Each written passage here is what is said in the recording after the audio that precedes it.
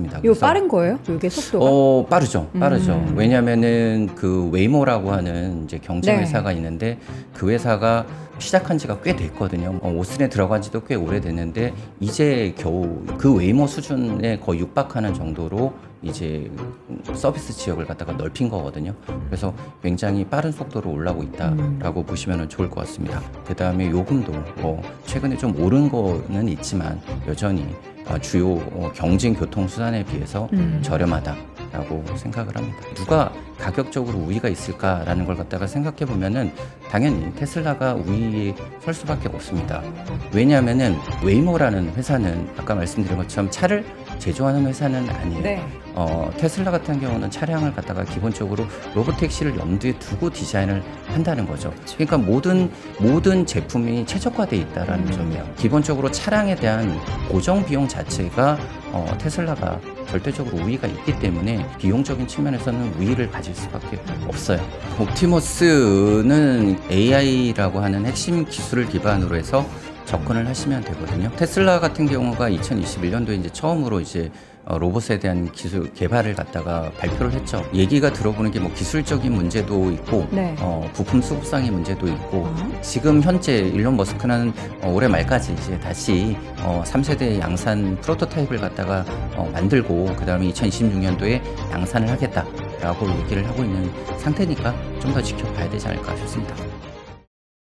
네, 월스트리트 모닝브리핑 함께하고 있습니다. 이번에는 글로벌 인터뷰 이어가겠고요. 오늘도 빈센트님 함께합니다. 어서 오세요. 네, 안녕하세요. 빈센트입니다. 네, 밥보다 투자해야지 하지만 고기 먹을 때는 먹으면서 투자하면 되잖아요. 뭐 그쵸? 좋습니다. 그래도 밥보다 투자해야지. 네. 저희가 이거 얘기하실 때마다 왜 웃냐면 그 광고의 목소리 사실 항상 같은 사람이 같은 톤의 그 목소리를 내기가 참 어렵잖아요. 근데 저는 그게 쉽습니다. 이게 장착이 딱 되어 있으신 것처럼. 맞아요. 어떻게 그렇죠? 저도 모르겠어요. 목소리 좋다라는 댓글 되게 많은데 아시죠? 목소리만 좋다라는 얘기가 많습니다. 아니에요. 목소리 너무 좋다고. 고맙습니다. 라디오 하셔도 되게 좋을 것 같아요. 라디오 하고 싶습니다. 아니, 밥투로 약간 라디오 느낌 해보시는 거 어때요? DJ처럼. 그거 좋은 제안인데. 점심시간에 함께하는 빈과 함께하는 라디오 뭐 이런 식으로. 저는 사실 밤 11시에 어울리는 목소리라서. 밤에 하실래요? 생각해 보고요. 알겠습니다. 자, 오늘도 하루에 하나를 준비하셨는데 오늘은 약간 그 타코를 좀 모방하셔서 내용을 준비하셨더라고요. 네. 볼까요? 네. 타코 유명했죠? 이번 주에 제 귀에 들렸던 단어 하나는 파코입니다. 뭐? 파코요? 네. 타코 아니고 P로 시작하는 파코. 이건 뭐예요? 파코? 그러니까 타코 그러면 트럼프가 항상 관세를 매기려고 했지만 그의 정책이 경기를 보면 주변 상황을 보면 녹록치 않다라고 하면 뒷걸음질 물러난다라는 얘기였잖아요. 주식시장에는 긍정적으로 해석을 했고요. 자, 잭슨홀을 앞두고 어저께 간밤에 의사록이 발표됐죠. 인플레이션의 상방위험, 고용의 하방위험보다는 인플레이션의 상방위험에 좀 더 경각심을 가졌던 FOMC인데 자, 그런 의미에서 보면 파월이 잭슨홀에서 어떤 얘기를 할까? 뭐 저는 중립적인 원론적인 얘기를 할 거다라고 보지만 금융시장이 간밤에 나타났던 스탠스 기조는 무엇이었냐면 파월 역시도 고용시장이 둔화되다 보니까 역시 그의 스탠스를 좀 더 후퇴하는 비둘기적인 성향을 보이지 않을까라는 기대 섞인 부분이 모락모락 나타나고 있습니다. 자, 시장이 이렇게 기대가 높다면 저 개인적으로 봤을 때는 오히려 실망감이 클 수 있는 잭슨홀이지만 그럼에도 불구하고 잭슨홀 이후에는 9월 FOMC로 시장의 이목이 집중될 가능성이 높고 그런 가운데 여전히 매파였다가 실제 9월 FOMC에서 비둘기파적이라면 가장 최상의 시나리오 주식 측면에서 펼쳐질 가능성도 여전히 높다는 말씀을 드립니다. Power always chickens out. 타코. 이거 원래 만들어진 거예요? 아니면은 빈센트 님이 하신 거예요? 어떨 것 같아요? 왠지 만드신 것 같은데. 네, 애석하게도 아닙니다. 있는 거군요. 예, 바다 그득한 목소리다라고 하는데. 죄송합니다. 예, 오늘도 좋은 거죠. 예, 버터리한 우리 빈센트님의 목소리로 한번 우리 글로벌 인터뷰 진행해 보도록 하겠습니다. 자, 오늘은요 제가 이분 모시려고 굉장히 많은 노력을 우리 제작진분들과 또 빈센트님께서 하셨잖아요. 오고초려. 네. 오고 5번 예, 한번 모셔보도록 하겠습니다. 하나증권 자동차 그리고 부품을 담당하고 있습니다. 송선재 애널리스트 함께합니다. 어서 오십시오. 안녕하세요. 어서 오세요. 네. 안녕하세요. 어렵게 보신 만큼 너무나 감사드립니다. 네, 오자마자 서로 칭찬하시는 거 보니까 네. 옆에서 너무 오글거려갖고. 왜요? 좋은 네. 분위기 아니에요? 네. 아, 네, 좋은 분위기였습니다. 그러니까 어떻게 험담으로 한번 시작할까요? 아니요, 그렇지 않습니다. 아니, 넥타이 색깔이 멋있습니다. 아, 네. 감사합니다. 네, 자 이거 약간 미국식 아니에요? I love your tie 뭐 이런 스타일, 예, 맞아요. 미국 스타일로 한번 진행해 보도록 하죠. 자, 오늘은요 테슬라 이야기를 한번 시작을 해보도록 하겠습니다. 테슬라 하면 요새 가장 이제 주요한 키워드가 다양하게 있긴 하지만 자율주행, 그 로보택시에 대한 이야기가 참 많잖아요. 최근에 뭐 점점 더 확대를 하고 있는 뉴스들은 전해지고 있는데 지금 현황 우리 홍선재 애널리스트님께서 보시기에는 어느 정도 구간에 와 있다고 보십니까?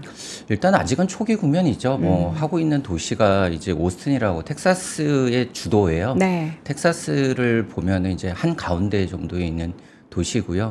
위쪽으로 이제 그 댈러스라고 하는 큰 도시가 있고 그 다음에 아래쪽으로 샌안토니오라는 도시가 있고 약간 5시 방향 한 뭐 4시 방향 쪽에 휴스턴이라는 도시가 있습니다. 그래서 굉장히 이제 그 일대가 굉장히 큰 지역이고요. 네. 오스틴이라는 도시 자체도 뭐 굉장히 큽니다. 한 인구수로는 그 시티만 따지면 한 100만 정도 되고요. 네. 그 인근에 뭐 라운드락이라고 하면 이런 지역까지 포함한 이제 그 지역으로 하면 100만 후반 그 정도 되는 지역입니다.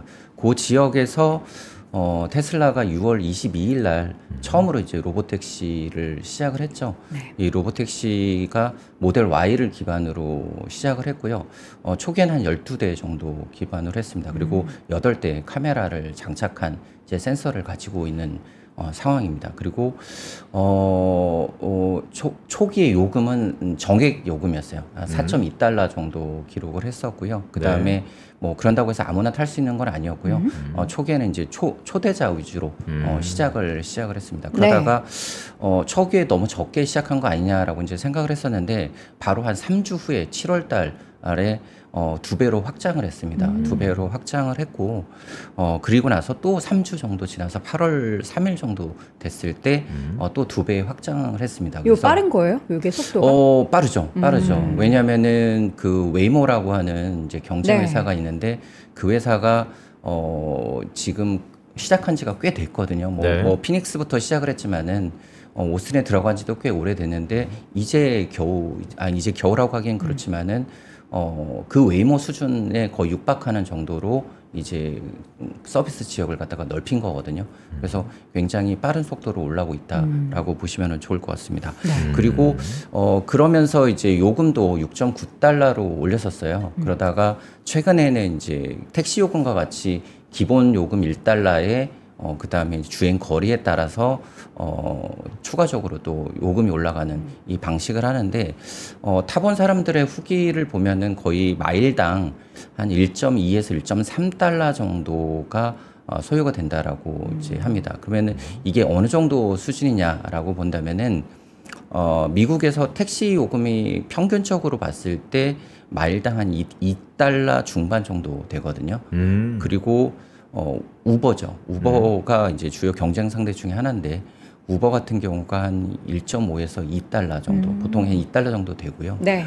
경쟁사인 웨이모도 한 2달러 정도 돼요. 마일당. 그러니까 경쟁 회사들 대비 한 60% 정도의 네. 가격을 갖다가 지불할 수 있는 거죠. 그러니까 서비스 지역의 확대도 굉장히 빠르고 그 다음에 요금도 뭐 최근에 좀 오른 거는 있지만 그럼에도 불구하고 여전히 주요 경쟁 교통 수단에 비해서 저렴하다라고 생각을 합니다. 네, 지금 저 지도 보시고서 모양이 이상하다고 손가락 욕하는 것 같다고. 네, 그러니까요. 초기에 그 이야기가 굉장히 많이 나왔어요. 사실.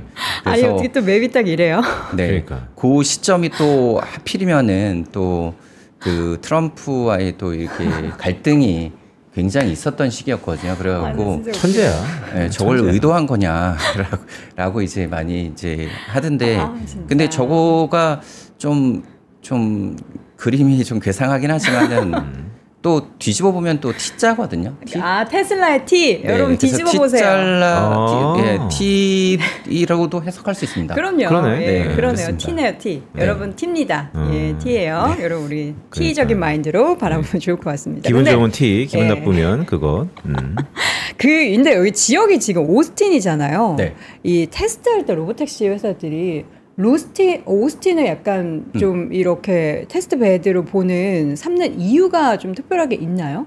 일단 규제가 좀 상대적으로 조금 적어요. 그러니까 네. 텍사스 정부 자체가 텍사스가 원래 전통적으로 본다면은 농장, 뭐 가축 사육하고 이런 지역이었거든요. 그러다가 이제 유정이 발견되면서 상당히 부를 축적을 했었죠. 그리고 네. 그걸 기반으로 해서 이제 첨단 산업이라든가 이런 걸 많이 육성을 하면서 오스틴과 달라스를 잇는 지역 쪽에 상당한 IT 기업들이 굉장히 많습니다. 그러다 네. 보니까 좀 그런 쪽에 굉장히 주 정부가 프렌들리하고 규제도 상대적으로 좀 뭐 다른 주에 비해서 좀 적은 편입니다. 그리고 오스틴이라는 도시 자체가 아까 말씀드린 것처럼 기본적으로 굉장히 대도시죠. 한 180만 명 정도 그 에리어 지역이니까 그런다고 해서 너무 크지도 않고 너무 작지도 않으니까 우리가 할 수 있는 도시 생활의 상당 부분을 갖다가 다 테스트를 할 수 있는 지역입니다. 그리고 텍사스가 굉장히 커요. 굉장히 크다라고 하면은 기본적으로 그 건물을 갖다가 굉장히 시원시원하게 짓죠. 그러다 보니까 도로도 반듯반듯한 것도 굉장히 많고 그다음에 좀 뭐랄까요 도로 상황도 네. 잘 돼 있습니다. 그리고 아까 말씀드린 것처럼 IT 쪽 관련된 인프라와 인재도 굉장히 많고요. 뭐 테슬라가 뭐 본사를 이전한 것도 당연히 그 영향이 있을 거고요. 그다음에 이 오스틴이라는 도시가 대학 도시에서 출발을 했어요. 네. 굉장히 유명한 이제 텍사스 주립대학교 오스틴 본교 캠퍼스가 위치를 했습니다. 그래서 델 컴퓨터 이런 데가 이제 그런 이제 오스틴에서 발생을 했었죠. 그러다 보니까 인력 수급하기도 굉장히 네. 좋습니다. 송선재 의원이 오스틴 여기에 좀 있다 오지 않았어요? 아, 그러셨어요? 네. 제가 거기서 텍사스 주립 때 나오셨어요, 그러면? 네, 한 2년 갔다 왔죠? 네. 그럼 네. 너무 잘 아시겠네요. 그러니까. 네, 오스틴이라는 지역은 굉장히 잘 알죠. 네, 물론 이제 그때와 지금은 좀 더 많이 발전돼 있겠지만 그때보다도 훨씬 더 많이 발전했죠.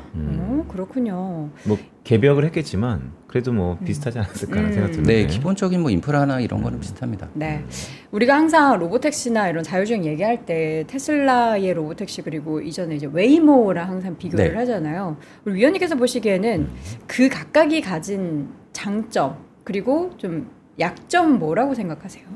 일단 뭐 웨이모는 굉장히 빨랐죠. 2020년 정도부터 이제 피닉스부터 시작을 해갖고 지금 뭐 샌프란시스코라든가 LA라든가 오스틴 이런 지역에서 서비스를 진행을 하고 있어요. 네. 네. 그리고 한 지금 자율주행 로보택시로 관련해서 한 1,500대 정도를 갖다가 운행을 하고 있고 2026년 내년까지 추가적으로 2,000대를 정도 더 추가한다라고 얘기를 하고 있고요.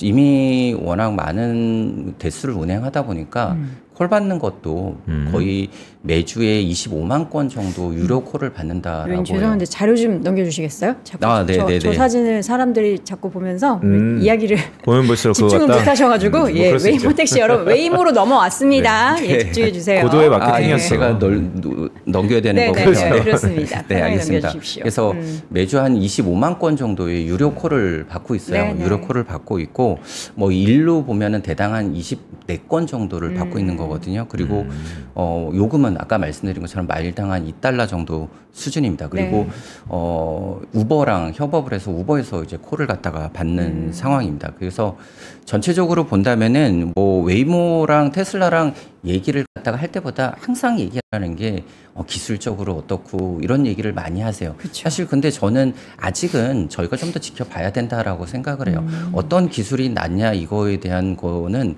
아직까지 판가름되지 않았다라고 생각을 해요. 물론 각각의 가진 장점이 있죠. 기술적인 장점. 네. 예를 들면은 웨이모 같은 경우는 센서를 굉장히 많이 써요.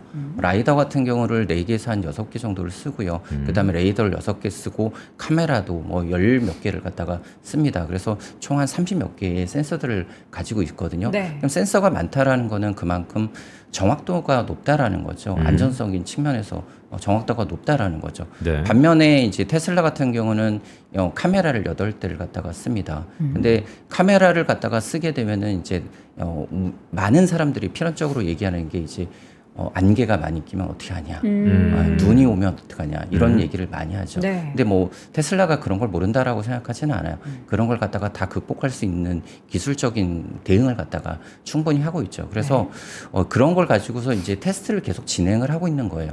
테스트를 진행하고 있기 때문에 결과적으로 본다면은 결국은 소프트웨어라든가 AI 기술은 계속 두 방향에서 계속 진전은 나올 거다라고 생각을 합니다. 그래서 최종적으로 결판 난 건 아니고요. 저는 두 가지 다 유용하다라고 생각을 하고 있고, 그럼 이제 소비자 입장에서 생각을 해봐야겠죠. 소비자 입장에서는 사실 로봇 택시라는 거는 자꾸 이제 기술 용어로 이제 저희가 인식을 하지만은 소비자 입장에서는 그냥 서비스예요. 그렇죠. 그렇죠? 우리가 택시를 타는 거는 원하는 지역까지 이동을 하기 위해서인 거고 그 이동하는 과정에서 운전자들이 저희를 태워주는 거예요. 근데 로봇 택시라고 하는 거는 그 운전자를 대신해서 자동차가 태워주는 거잖아요. 그러니까 소비자들이 받는 효용은 똑같다라는 거죠. 물론 그 안에서 서비스의 경험은 좀 다르겠죠. 네. 근데 소비자들이 원하는 궁극적인 목적은 결국은 A라는 지역에서 B라는 지역으로 이동을 하는 거란 말이죠. 그럼 그 이동 서비스를 갖다가 선택을 하게 될 때 가장 최우선적으로 보는 게 뭐냐는 거예요. 안전하겠죠. 일단 자율주행이라 그러면. 근데 어떠한 로봇택시 회사도 안전성을 담보하지 않은 상태에서 서비스를 가지는 않을 거란 말이죠. 그러면 안정성이라는 거는 어느 정도 기본 옵션으로 깔고 간다라는 거죠. 네. 그럼 그 다음부터 선택해야 될 조건이 뭐냐는 거죠. 만약에 카카오나 이런 것처럼 우리가 뭐 선택할 수 있는 여지가 없이 그냥 호출만 하는 서비스라면은 모르겠으나 우리가 선택할 수 있는 여러 가지 옵션을 가지고 있다라고 한다면은 A라는 지역에서 B라는 지역까지 이동하는 서비스에 대해서 가장 많이 선택을 할 수 있는 거는 아마 가격일 거라고 저는 생각을 해요. 저렴하면서도 쾌적한. 그렇죠. 네. 맞습니다. 그러면은 가격에 대한 걸 갖다가 따져봐야 되는데 누가 가격적으로 우위가 있을까라는 걸 갖다가 생각해 보면은 당연히 테슬라가 우위에 설 수밖에 없습니다. 왜냐하면은 일단 그 웨이모라는 회사는 아까 말씀드린 것처럼 차를 제조하는 회사는 아니에요. 네. 결국은 외부에서 차를 사와야 되는 입장이죠. 그리고 그 차를 사가서 수많은 센서를 달아야 돼요. 그 센서도 물론 이제 최근에 레이더 가격 굉장히 많이 낮아졌고 중국이나 이런 쪽에서 일단 뭐 싸게 만들고 있기 때문에 네. 굉장히 좋습니다. 하지만은 기본적으로 카메라 8대와 카메라 수십 대 그리고 레이더 뭐 열몇 대 이걸 갖다가 포함한 게 어느 게 가격이 쌀까요? 그러니까 그렇죠. 그리고 차량을 갖다가 디자인하는 단계부터도 마찬가지입니다. 테슬라 같은 경우는 차량을 갖다가 기본적으로 로봇택시를 염두에 두고 디자인을 한다는 거죠. 그쵸. 그러니까 모든 제품이 최적화되어 있다라는 점이에요. 근데 웨이모 같은 경우는 아직까지는 그냥 일반 차량을 갖고 와서 개조하기 때문에 개조하는 비용이 비쌉니다. 그리고 제조업체로서 봐도 마찬가지예요. 테슬라는 연간으로 180만 대라는 자동차를 갖다가 제조하는 제조기업이에요. 네. 그러면은 180만 대를 가지고서 제조기업이라면은 고정비에 대한 스프레드 효과가 굉장히 많을 거란 말이죠. 네. 근데 웨이모 같은 회사들은 뭐 해봤자 몇만 대를 갖다가 주문하고 발주하는 이런 과정이죠. 만약에 웨이모 같은 경우도 뭐 그렇게 생각할 수 있습니다. 웨이모도 전용으로 이제 뭐 완성차들과 협업을 해서 개발하면 되지 않냐. 네. 물론 개발하면 됩니다. 개발하면 되지만 그 단위 대수가 일단 테슬라 비해서는 적을 수밖에 없다라는 거죠. 그러면은 기본적으로 차량에 대한 고정 비용 자체가 테슬라가 절대적으로 우위가 있기 때문에 결국은 서비스를 하게 됐을 때의 가격도 당연히 테슬라가 비용적인 측면에서는 우위를 가질 수밖에 없어요. 물론 가격을 맞추려고 하겠죠. 네. 뭐 웨이모 같은 경우도 다양한 방법을 가지고 가격을 맞추려고 하지만 그러면 이제 마진에서의 차이가 발생을 할 거고 그게 결국은 향후에 추가적인 서비스 개발에 따른 재원의 차이로 이어질 것이다. 라는 점도 생각해 봐야 됩니다. 그 말씀을 쭉 들어보니까 사실 뭐 효율성 측면에서 테슬라가 비교 우위에 있는 것 같은데 네. 웨이모가 중국에서 엄청 팔리거나 네. 중국에서 그런 물량으로 다 커버해서 미국에서 한번 경쟁해 보면 그런 또 다른 한판 승부가 될 것 같다는 생각도 자칫 드는데 중국에도 아쉽게도 자율주행 관련된 업체들이 굉장히 많이 있죠. 네. 중국 같은 경우가 아마 미국보다 개인적으로는 빠르지 않나라는 생각이 들 정도로 자율주행에 대해서 굉장히 빠르게 접근을 하고 있습니다. 뭐 국가 전략 산업으로서 육성을 하고 있는 상태이고요. 네. 뭐 한 30개의 도시 이런 쪽에서 자율주행에 대해서 테스트를 진행을 하고 있고 특히 뭐 17개 도시는 거의 전략적인 측면에서 지원을 받고 있고요. 우한, 뭐 베이징, 선전 이런 도시는 자율주행에 대한 상용화 서비스도 진행을 하고 있습니다. 그래서 중국 전역에 지금 자율주행 관련된 로보택시들이 뭐 한 2,000대, 3,000대 정도 운행을 하고 있다라는 얘기가 있는 상태이거든요. 네. 그래서 굉장히 빠릅니다. 일단 중국 정부에서 전략적으로 굉장히 많이 지원을 해요. 차량 구매나 뭐 이런 거 관련해서 보조금도 굉장히 많이 주고 있고요.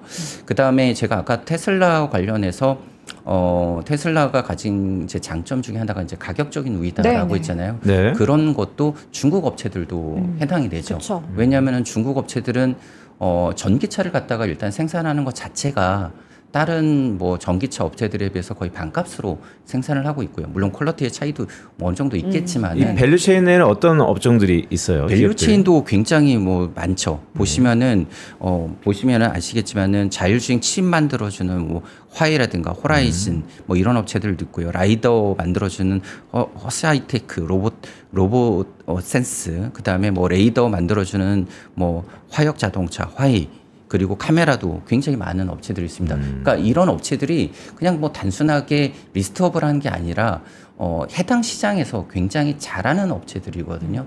그러니까 이런 업체들이 굉장히 밸류체인 하나가 굉장히 경쟁력 있는 업체들을 갖추고 있다라는 거는 결국은 제조 비용적인 측면에서 상당히 우위에 있을 수밖에 없다라는 거죠. 저는 앞서 이제 웨이모 얘기를 잠깐 좀 궁금한 게 있어서 여쭤보고 싶은데 네. 웨이모와 테슬라는 항상 이제 로보택시나 자율주행으로 비교를 하잖아요. 네. 근데 결국에 이 둘이 영위하는 사업에 대한 청사진은 완전 다를 것 같아요. 그래서 물론 기술에 대해서 뭐가 더 안전하냐, 뭐가 더 이제 저렴하냐, 뭐 이렇게 비교를 할 수는 있겠지만 이게 사업으로 아예 정착이 되는 그 구간에 대해서는 이제 비교 안 할 것 같다라는 생각이 좀 들긴 해서. 일단 뭐 제가 계속 이런 질문을 이제 받으면은 항상 말씀드리는 게 그거거든요. 소비자들이 기술적으로 그렇게 많이 알까라는 생각을 해요. 안전에 대해서 체크를 하겠죠. 이게 정말 얼마나 안전한가. 네. 근데 그 안전이라는 거는 담보되지 않으면은 네. 그 서비스를 할 수 없는 사업인 거잖아요. 네. 그러다 보니까 인간이 운전하는 정도 수준 최소 아니면 그 이상으로 서비스에 대한 담보가 있어야지만 네네. 가능할 겁니다. 그래서 최근에 보면은 웨이모가 뭐 샌프란시스코나 이런 지역에서 본다면은 사고 건수가 70만 마일당 한 건 정도까지 개선이 됐다라는 통계가 있거든요. 네. 그게 인간의 자연 사고율 정도 수준이라는 거거든요. 그러니까 이미 상당 부분 안전성 측면에서는 많이 담보가 되었다라고 보고 있습니다. 그렇게 된다면 결국은 이제 광역 서비스를 시작을 하게 될 거고 네. 그 광역 서비스를 시작하게 되면은 과연 소비자들이 과연 차이점을 갖다가 많이 인지를 할까라는 생각을 합니다. 그래서 저희 물론 이제 이게 참 뭐 어떻게 정확한 비교가 될 수는 없을 수는 있겠지만은 네. 휴대폰을 갖다가 봤을 때 갤럭시와 아이폰을 갖다가 이제 비교를 해봤을 때 사실 물론 이제 취향의 차이도 있고 뭐 세부적인 기능적인 차이도 있겠지만은 휴대폰을 이용하는 기본적으로 통화와 그 다음에 뭐 인터넷 서핑이라든가 이런 뭐 다양한 활동을 갖다가 기본적으로 제공하는 능력의 차이에서는 그렇게 크지는 않다라고 생각을 하거든요. 그렇기 때문에 결국은 향후에 웨이모랑 테슬라도 그렇지만은 뭐 중국 서비스 업체들도 마찬가지이지 않을까라고 생각하고 있습니다. 네. 중국과 이제 뭐 미국의 다양한 이러한 웨이모나 테슬라의 로보택시 이게 비교 자체를 하는 게 조금 어려운 게 중국은 어쨌든 이제 개인정보 보호 이런 네, 거 없고 하니까 뭔가 이제 실험을 하는 데 있어서는 데이터에 엄청나. 장점이죠. 그렇게 되면은 전기차가 많은 이제 글로벌 시장에서 파일을 차지했던 것처럼 중국의 로보택시는 중국에서는 가능한데 근데 또 해외 나가면 또 얘기가 다를 것 같아서 네. 중국의 국한에서만 본다면 테슬라가 과연 이 로보택시 시장에서 중국에서 뭔가 의미 있는 행보를 보일 수 있을지 궁금한데. 경쟁자로 부상한 건 사실이에요. 사실 뭐 중국에 한해서는 네. 그리고 또 이제 많은 이제 중국에서만 하는 거 아니냐라고 하는데 사실 중국의 전기차도 그랬지만은 초기에는 중국 시장에서만 통하는 거 아니냐라고 했지만은 뭐 동남아, 중남미에 이런 이제 상대적으로 중국에 대해서 약간 좀 우호적인 이런 국가들 쪽으로 많이 진출을 하고 있잖아요. 네. 최근에 마찬가지라고 생각을 합니다. 그래서 로보택시라든가 자율주행 관련된 서비스도 결국은 중국을 기반으로 해서 데이터 기술을 확보하고 이런 것들이 점점 다른 국가들로 나가게 될 거라고 생각을 합니다. 물론 그 로봇 택시라든 이런 자율주행 관련된 서비스는 이제 데이터가 핵심이잖아요. 그래서 해당 국가에서 과연 데이터를 갖다가 잘 확보할 수 있는 것인가, 이거에 대해서는 조금 더 시간이 걸릴 수 있는 문제다. 그리고 따져봐야 될 문제이긴 하지만은 네. 결국은 나오게 될 거고, 그렇게 된다라면은 결국은 로보택시 시장에서도 저가화를 갖다가 초래할 가능성이 있습니다. 왜냐하면은 우리도 전기차 같은 경우도 최근에 중국 전기차로 인해서 저가화가 많이 되고 있잖아요. 마찬가지로 자율주행 서비스에 대해서도 약간의 저가화 위협을 갖다가 노출시키고 있다라고 생각합니다. 근데 참 테슬라는 주가 측면에서 보면 이 테슬라 이퀄 전기차 거의 고유명사 격이었는데 네. 이젠 그런 선점 효과도 거의 끝나는 것 같고 네. 뭐 로보택시도 마찬가지지만 요즘에 테슬라가 또 열을 올리는 게 옵티머스. 그렇죠. 네, 옵티머스. 요 얘기 좀 해주세요. 로봇. 네, 옵티머스는 기본적으로 그 핵심 기술 AI라고 하는 핵심 기술을 기반으로 해서 아이템의 확장이다라는 측면에서 접근을 하시면 되거든요. 테슬라 같은 경우가 2021년도에 이제 처음으로 이제 로봇에 대한 기술 개발을 갖다가 발표를 했죠. 그리고 네. 2023년도에 옵티머스 1세대를 갖다가 이제 출시를 했습니다. 그리고 그해 말에 이제 2세대 모델을 갖다가 발표를 했었고요.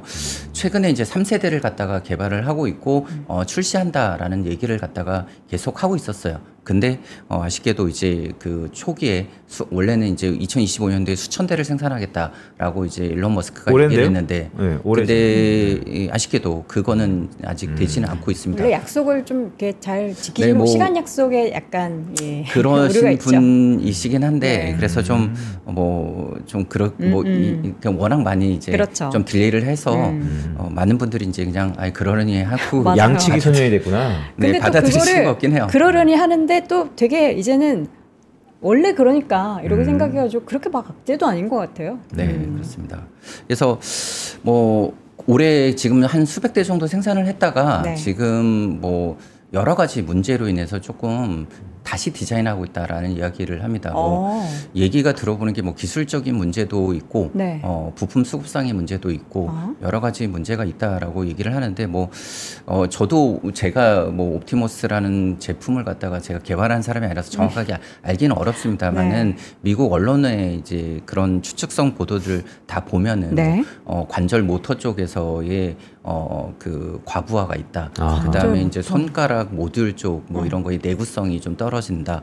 뭐 이런 문제를 갖다가 많이 제기를 하더라고요. 제일 주요한 부분인데요. 네, 맞습니다. 네, 그래서 왜냐하면 이제 뭐 손가락을 가지고서 네. 뭔가를 행동을 해야 되고 관절이라고 하는 건 무거운 걸 갖다가 들거나 이런 데 쓰이는 거거든요. 그렇기 네. 때문에 그 부분에서 원하는 수준에 아직 도달을 하지 못한 게 아니냐라는 이제 추측을 많이 하시더라고요. 그래서 그 부분을 갖다가 다시 디자인하고 있다라는 얘기를 많이 하고 아마 미중 갈등도 일부 영향을 주었지 않았을까라고 생각을 합니다. 왜냐하면은 로봇 관련된 부품들 중에서 일부는 중국 쪽에서 소싱을 해왔기 때문에 관련해서 조금 부품 수급에 차질도 있었지 않을까라는 얘기를 하고 있고 뭐 지금 현재 일론 머스크는 올해 말까지 이제 다시 3세대 양산 프로토타입을 갖다가 만들고 그다음에 2026년도에 양산을 하겠다라고 얘기를 하고 있는 상태니까 좀 더 지켜봐야 되지 않을까 싶습니다. 로봇들도 엄청 다양하잖아요. 엄청 많죠. 네, 이 자료를 제가 쭉 보니까 나는 나보다 큰 로봇은 별로야. 그러면은 한 180으로 만들어야겠네요. 역시 센스 좋아요. 네. 아니 로봇한테 보디가드 로봇이면 나보다 훨씬 더 컸으면 좋겠고. 보디가드 로봇. 네, 다른 로봇이면 좀 이렇게 작았으면 좋겠고. 저는 저를 업고 다니는 로봇이 있었으면 좋겠어요. 걸어다니기 귀찮아요. 그러면 꼭 사람 모양이 필요 없잖아요. 그죠, 그냥 이렇게 뭔가 싣고 다니는. 예. 이 로봇 얘기 좀 해주세요. 되게 다양하네요, 타입이. 네, 뭐 일단 미국과 중국 쪽에서 로봇 회사들이 많아요. 네. 뭐 대표적으로 미국 쪽에서는 테슬라가 있고요. 그다음에 이제 보스턴 다이나믹스 있죠. 네. 그리고 피규어 AI라는 회사가 최근에 좀 많이 회자가 되고 있는 회사고요.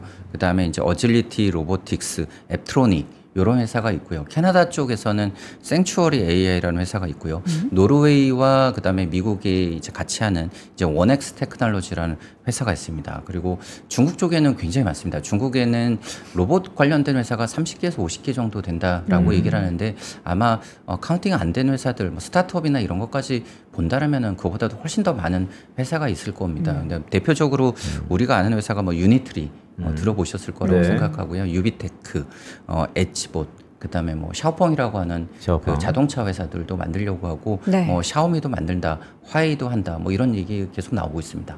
위원님 이거 오른쪽 표 보니까 혹시 이거 한국 이거 미스프린트 아니에요? 120cm 맞아요? 키가? 아 이거는 굉장히 작은 회사인데 이건 굉장히 오래된 모델이에요. 그러니까요. 네, 굉장히 오래된 모델입니다. 이게 왠지 뭐 잘 만들수록 키도 크고 몸무게도 많고 뭐 그런 게 뭐 비례한 그런 게 있나요? 근데 그 휴머노이드 로봇을 갖다가 생각을 해보시면은 인간보다 훨씬 크거나 훨씬 작으면은 굉장히 불편해요. 사실 이 작게 만들면은 뭐 당연히 무게도 적으니까 관절이나 이런 거에 과부하도 적고 그러니까 내구성도 좋아질 거고 그다음에 굉장히 다이나믹하게 움직일 수 있어서 좋거든요. 네. 근데 그렇게 된다면은 인간이 하는 활동에 있어서 굉장히 제약을 받을 수밖에 없어요.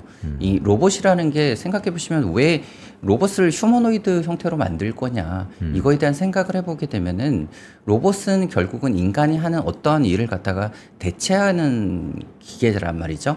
그러면은 인간이 하는 어떤 행동이라는 거는 인간이 깔아놓은 이 모든 지구상의 인프라로 녹아 있는 거란 말이죠. 그러면은 이 인프라를 갖다가 수정하지 않은 상태에서 그 인간이 하는 일을 대체하기 위해서는 인간 형태 그리고 인간의 사이즈에 가장 적합한 게 결국은 가장 좋은 모델이라는 겁니다. 그렇기 때문에 결국은 인간에게 가장 닮은 정도의 신체를 가질 수밖에 없다라고 생각합니다. 로봇 얘기를 하면은 사실 우리가 지금 아직은 막 상용화를 엄청나게 많이 하진 않은데 네. 아마존에서는 이런 휴머노이드 로봇은 아닌데 이제 어쨌든 되게 많은 로봇을 사용하고 있다라는 보도가 최근에 네. 많이 나와서 이제 사람보다 로봇이 더 많다라고 하잖아요. 근데 우리가 이제 각각의 기업들이 얼마나 빨리 이 시장에서 상용화를 하고 특히 휴머노이드 로봇을 상용화해서 그것을 캐파를 빨리 늘리는지가 중요한데 테슬라는 지금 어느 정도 수준인 거예요? 테슬라는 아까 말씀드린 것처럼 이제 3세대 모델을 갖다가 네. 이제 개발을 갖다가 진행하고 있는 상태이고 뭐 일론 머스크의 말대로 된다라면 올해 말에 어느 정도 설계가 완료가 되고 내년에 양산을 하겠다. 그리고 원래 일론 머스크가 얘기한 게 올해 한 5,000대 정도 생산하고 내년도에 5만 대에서 10만 대 그리고 몇 년 안에 100만 대까지 가겠다라고 얘기를 했었던 상태였거든요. 근데 앞서 말씀드린 것처럼 일단 5,000대라는 생산부터 약간 딜레이가 되고 있는 상태이기 때문에 네. 결론적으로는 조금 더 지켜봐야 되지 않을까. 그러니까 시기적인 문제와 달성에 대한 속도는 조금 지켜봐야 될 것으로 생각을 하고 있고요. 그렇지만은 워낙 시장 자체가 크기 때문에 기본적으로 로봇은 어느 정도 개발만 된다라면은 굉장히 큰 캐탈리스트가 될 것이다라고 생각을 합니다. 그래요. 우리가 이제 테슬라를 더 이상 전기차 판매량이 지금 계속 줄고 점유율도 줄잖아요. 맞아요. 그래서 테슬라의 주가를 이제 전기차 판매량으로 보지 말고 이런 미래 산업, 휴머노이드 로봇이나 아니면 로보택시 쪽에서 그 가능성에 좀 베팅을 해야 된다라는 긍정론자들의 목소리가 있고 네. 아니다 이게 아직까지 뭐 상용화 단계도 아니고 확실하게 지금 뭐 커지지도 않은 상황인데 너무 좀 섣부른 기대다라는 쪽도 있는데 우리가 지금 시점에서 좀 냉정하게 생각하면은 어느 쪽에 좀 입각해서 투자를 해야 될까요? 뭐 이런 말을 하면은 너무 뻔한 소리 하지 않냐라고 생각을 하겠지만은 둘 다 봐야죠. 왜냐면은 결국은 자동차의 판매라는 거는 결국은 미래 사업을 위한 모든 거의 기반이거든요. 결국은 자율주행이 많이 되려고 한다라면은 결국은 깔려있는 자동차가 많아야 돼요. 네. 네, 그리고 돈을 계속 벌고 있어야지 투자를 할 수가 있는 거고요. 그렇겠다 보니까 당연히 현재 자동차의 판매도 중요를 합니다. 근데 만약에 우리가 전기차라는 회사로만 본다라면은 과연 테슬라가 이 정도의 밸류에이션을 받았을까라는 생각을 갖다가 해본다라면은 결국은 아쉽지만은 전기차 판매에 대해서는 감소하는 거는 인정한다. 만약에 전기차 판매까지 늘어나는 상태에서 미래 기술에 대해서 준비를 갖다가 잘하고 있다라는 게 보여줬다라면은 시가총액은 이거보다 지금보다 더 높았겠죠. 그러니까 근데 전기차가 판매가 좀 부진하니 그거에 대해서 약간 코셔스한 입장도 분명히 있을 거고 네. 그렇지만은 미래 기술에 대한 기대감도 있는 상태니까 현재 주가를 갖다가 기록하고 있는 것이다라고 생각을 합니다. 그러니까 전기차 판매까지 좋았고 더 했다라면은 더 높은 주가였을 것이다. 없이 좋았었는데 네. 왠지 로보택시가 정말 많이 활성화되면은 잘하면은 전기차의 판매를 더 끌어올릴 수 있을 것이다라는 청사진을 그려볼 수도 있을 것 같은데. 그 점은 저도 잘 모르겠어요.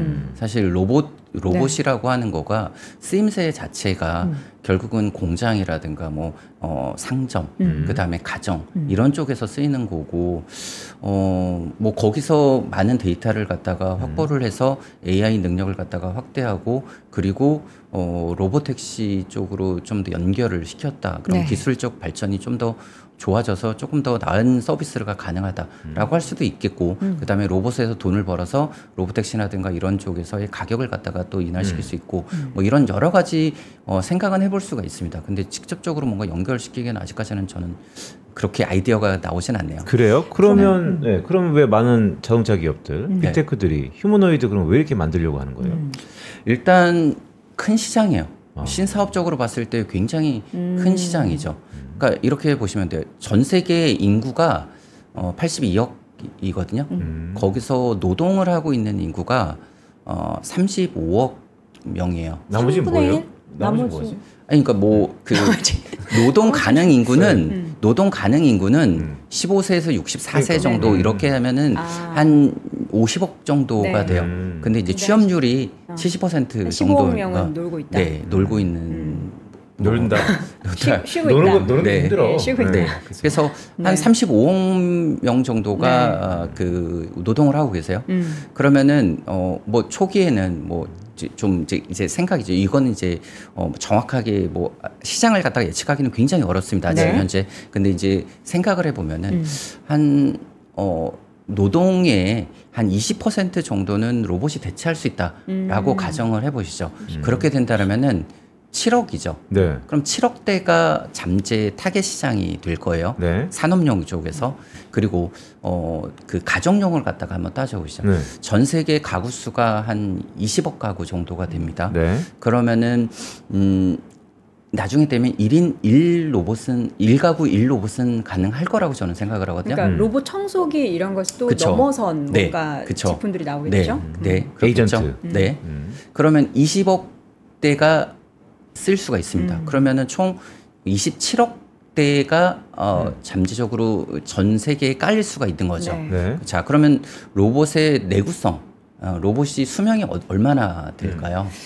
보통 기계 오래 써도 네. 10년 못 쓰지 않아요? 네, 맞습니다. 그러니까 산업용 로봇들이 보통 네. 한 10년에서 15년 정도 네. 쓰이거든요. 그러니까 그냥 평균적으로 한 10년 정도라고 가정을 해보시죠. 그러면은 연간으로 2억 7천만 대의 로봇이 팔릴 거예요. 그죠? 내구성을 따지니까. 네, 내구성을 따지니까 네. 2억 7천만 대. 네. 자, 그럼 로봇은 나중에 되면은 가격이 얼마 정도가 될까요? 살만한 가격으로 만드니까 우리가 휴대전화 정도보다 컴퓨터 정도 살 수 있는 가격? 그 정도? 100만 원, 200만 원이요? 아니, 한 너무 300 정도? 한 300 정도? 이럴 것 같은데 그냥 자동차 업계가 로비한 것처럼 네. 리스 원료로 나가겠죠. 렌탈로.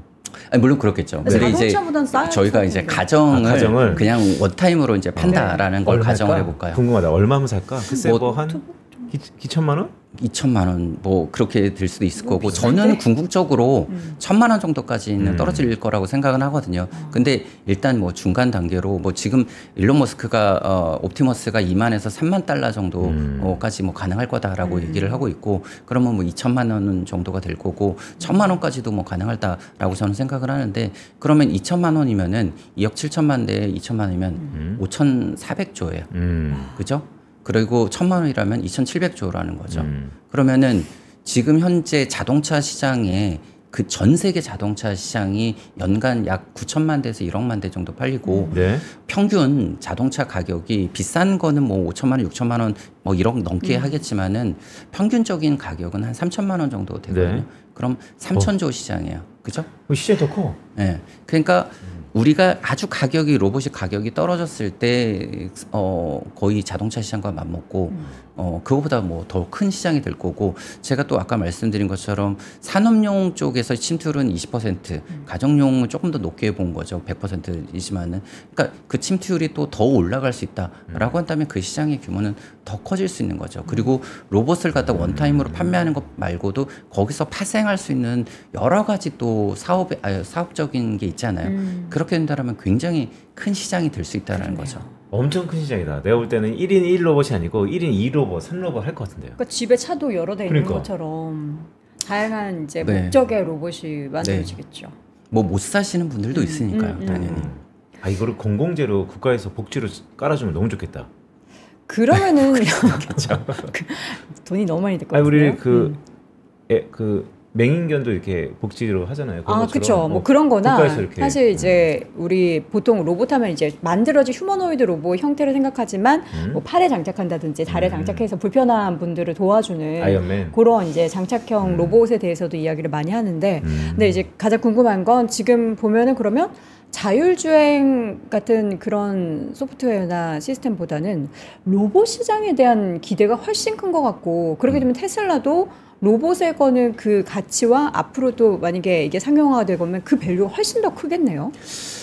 이것도 이제 아까 말한 이제 시장 규모에서 이제 생각을 해보죠. 만약에 아까 말씀드린 것처럼 시장 규모가 5,400조 이렇게 된다라고 가정한 상태에서 과연 테슬라가 그 시장에서 얼마 정도 점유를 할 수 있을까요?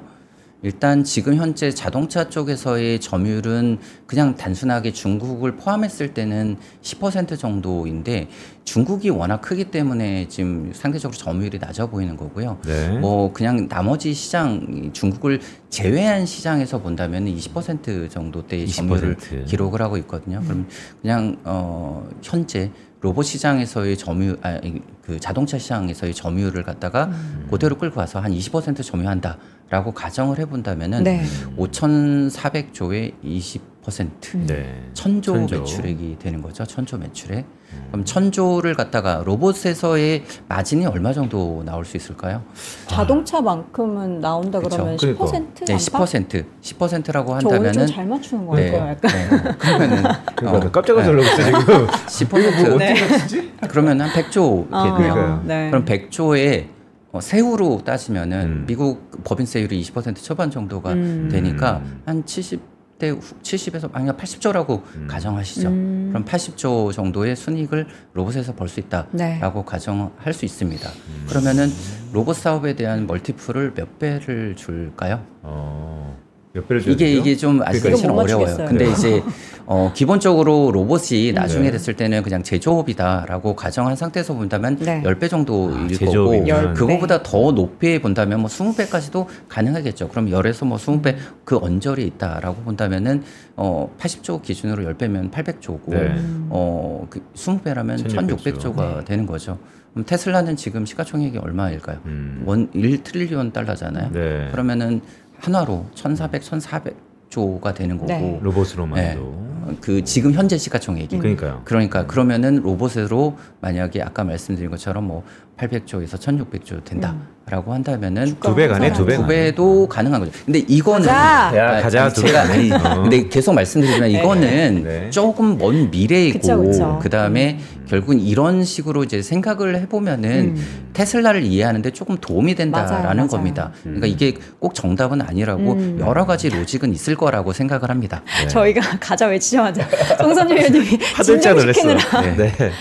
어쨌든 근데 되게 조목조목 되게 숙제를 정확하게 친절하게 이렇게 하시면서 비교해 주니까 이해가 저는 싹 됐어요. 저는 이해가 쏙쏙 됐는데요. 네. 자, 오늘 우리 송선재 애널리스트를 정말 오고초려 해가지고 모셔가지고 오늘 약간 일타 강사 느낌으로 자율주행과 또 특히 로봇 이야기를 이렇게 정리를 해드렸습니다. 여러분의 테슬라 투자 또 관련한 기업 투자하는데 도움이 되셨으면 좋겠고요. 오늘 하나증권 자동차 부품 담당 송선재 애널리스트 함께했습니다. 고맙습니다. 고맙습니다.